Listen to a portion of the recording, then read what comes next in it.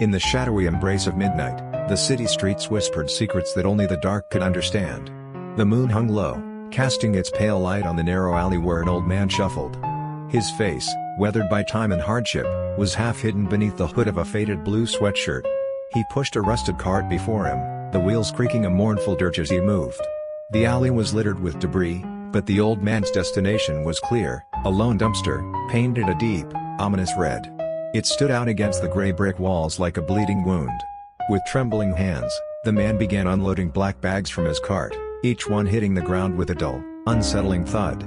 He worked methodically, placing each bag inside the dumpster with a care that suggested something more than simple refuse. Across the street, a woman sat on a bench, her attention half on her phone, half on the desolate surroundings. The rhythmic thudding from the alley caught her ear, pulling her gaze from the screen. She squinted through the dim light, her curiosity piqued by the old man's peculiar ritual, watching him beside a wall, watching in silence. The last bag remained in the cart as the man paused, sitting on a cracked crate beside the dumpster.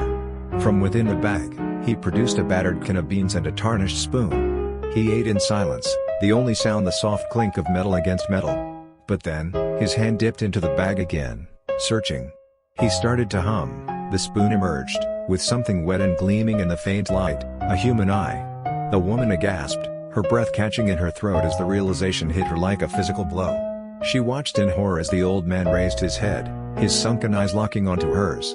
Gave a wink, he held the spoon aloft, the eye widened, almost as if he were offering it to her. His face, his eyes gleamed in the moonlight. Before the woman could react, the man sprang to his feet with an agility that belied his age. In an instant, they crossing the street, the eye still in his hand, his ragged breath echoing through the empty night. She scrambled to her feet, heart pounding, but the old man was faster. She tripped. He reached her, the smell of decay and something far worse clinging to him like a shroud. His hand shot out, and in the next moment, she felt his cold, bony fingers against her skin, licking her face. The alley's silence was shattered by her scream, a sound that reverberated through the narrow streets before being swallowed by the night. The sound, a thud,